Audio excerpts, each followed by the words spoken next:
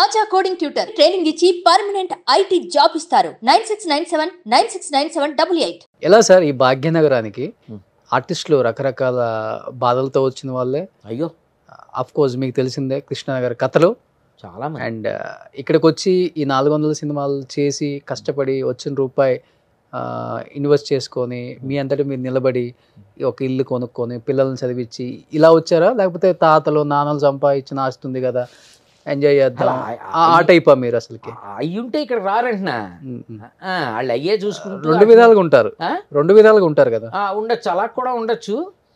But ఇలా ఉండటంలో ఉన్న తృప్తి ఏ స్థితికి వచ్చినా మనం మనగా వచ్చాం అంతే అన్న తృప్తి బహుశా వాళ్ళకి ఉందో లేదో నాకైతే తెలీదు.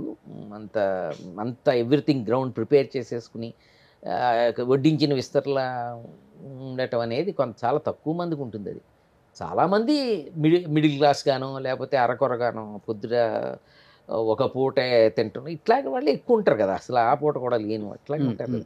అంటే అందులోంచే ఒక మోటివేషన్ వస్తుందేమో అనిపిస్తుంది. ఒక చిన్న మోటివేషను ఒక అవమానంలోంచి ఒక ఆకలిలోంచే అసలైన మోటివేషన్ వస్తుంది. మీరు చూడండి ఆ ప్యాషన్ అనే వాళ్ళలో ఈ రెండిట్లో ఏదో ఒకటి డెఫినెట్గా సార్. వాడికి ఆకలైనా కడుపైనా మండి ఉండాలి, గుండె మండి ఉండాలి. గుండు కాదు గుండె అయినా మండి ఉండాలి, కడుపు అయినా మండి ఉండాలి. ఇంత స్ట్రాంగ్గా చెప్తున్నారంటే ఎక్కడైనా అవమానం పడ్డారా ఇండస్ట్రీలో? ఏమంటే ఇండస్ట్రీలో అవమానాలు అనేవి కామన్. అవమానం చిన్న ఆర్టిస్టులను ఒకలాగా చూస్తారు, పెద్ద ఆర్టిస్టులను ఒకలాగా చూస్తారు అనేది కొంత ఉంది. కొంతమంది బయటపడతారు, కొంతమంది అలా ఏముండదండి, ఇది పెద్ద బయట చెప్పుకోవడానికి ఇట్లా ఉంటుంది కానీ అందరితో బాగా చూసుకుంటారండి, మన తెలుగు ఇండస్ట్రీ అంత గొప్పది ఇంకోటి ఉండదండి, మన హీరోలు అంత గొప్ప వాళ్ళు ఇంకెవరు ఉండరు అని చెప్పుకుంటారు. కానీ అది వేరే విషయం. అంటే వాళ్ళని ఎత్తు చూపుతుందని అర్థం కాదు నేను చెప్తుంది. అసలే అప్పటికి ఇప్పటికి చాలా తేడా వచ్చింది అయితే అందరికీ తెలుసు. ఏ రకం అంటే తేడా? హాస్పిటాలిటీలో ఒక్కొక్క ఆర్టిస్ట్కి అయితే క్యారీవాన్ కూడా ఎవరంట, చెట్ల కిందే బట్టలు మార్చుకొని పోయి షూట్ చేసుకొని వచ్చిన రోజులు బుచ్చడనే అని చెప్తారు. నేమ్డ్ ఆర్టిస్ట్లో నేను చెప్పేది కూడా. అలా మీకేమన్నా? నేనేది లేడీస్ విషయం పక్కన పెట్టండి, వాళ్ళ కష్టం వచ్చు. కానీ హాయిగా చెట్ల కింద కూర్చొని ఇప్పుడంటే ఈ క్యారవాన్లు ఇవన్నీ వచ్చాయండి, అన్నించి లేవు కదా. అదొక ఫెసిలిటీ అంతే. ఇప్పుడు మీకు ఏదో టాయిలెట్స్ అవసరం, మీకు అర్థమైందా? డ్రెస్ చేంజ్ చేసుకోవాలి, ఒక అవసరం అంతే. అది లగ్జరీ కాదు, యాక్చువల్గా ఒక నీడ్ అంతే. ఒక నీడ్లా చూస్తే అది నీడే. మీకు అర్థమైందా? మేము ఇదివరకు మామూలు చెట్ల కింద కూర్చుని నలుగురం భోజనం చేసేవాళ్ళం, చెట్ల కింద కూర్చొని కౌలు చెప్పుకునేవాళ్ళం, అక్కడి నుంచి షార్ట్కి వెళ్ళి. ఇప్పుడు చెట్ల కింద కూర్చునే వాళ్ళు లేరు. మీరు అన్నట్టుగా క్యారవాన్స్ వచ్చేసాయి, ఆల్మోస్ట్ అందరికీ ఇస్తున్నారు. చిన్న చిన్న ఆర్టిస్టులు అంటే మరీ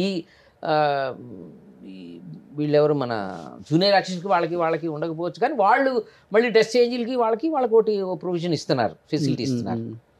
మార్పు సహజం కదా, మార్పు వచ్చింది. ఓవర్ ది ఇయర్స్ మార్పు అయితే వచ్చింది. డిఫరెన్స్ ఏమైనా కనిపించిందా అప్పటికి ఇప్పటికి మీకు? అదే డిఫరెన్స్. క్యారవాన్ల విషయమే కదా నేను చెప్తుంది. ఓవరాల్గా ఇండస్ట్రీలో స్పీడ్ పెరిగింది, బడ్జెట్స్ పెరిగాయి, రేంజ్ పెరిగింది, మీ రెమ్యునరేషన్లు పెరిగాయి, రెమ్యునరేషన్స్ కూడా పెరిగాయి ఆటోమేటిక్గా.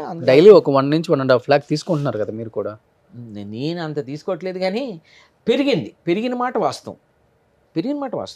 అన్నీ కూడా రెమ్యునరేషన్స్ అన్నీ పెరిగినాయి. అన్ని విధాలుగా ఇండస్ట్రీలో హైప్ అంటే బడ్జెట్, ఫిలిం మేకింగ్ ఇది అంతా పెరిగింది కదండి. ఇప్పుడు మనం almost all world pan India అనే మాటకు వచ్చామంటే మనం గర్వపడాల్సిన స్థితిలో ఉన్నాం ఇవాళ తెలుగు ఇండస్ట్రీ. ఒకప్పుడు బాలీవుడ్ అసలు కేర్ చేసేవారు కాదు, ఇటువైపు చూసేవారు కాదు, గౌరవం ఇవ్వరు మనకు అసలు వీళ్ళంటే ఏంటి, వీళ్ళది సినిమానా, వీడు యాక్టరా, వీళ్ళు హీరోనా, ఈయన హీరో, ఇట్లా ఉండేవి కదా.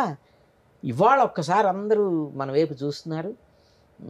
తెలుగు అంటే అసలు తెలుగు అనేది ఇదివరకు తెలుగు సినిమా టాలీవుడ్ అనేదే అసలు ఆ మాటే లేదు కదండి. అవును, అదే మద్రాసి అదే కదా. అటువంటిది ఇప్పుడు ఇవాళ టాలీవుడ్ అంటే డ్యూ రెస్పెక్ట్ మన హీరోల వల్ల, మన డైరెక్టర్ల వల్ల మనందరం కూడా ఎంజాయ్ చేయగలుగుతున్నాం. తెలుగు యాక్టర్ అంటేనో టాలీవుడ్ అంటేనో చిన్న గౌరవం దక్కుతోందిగా. అవును.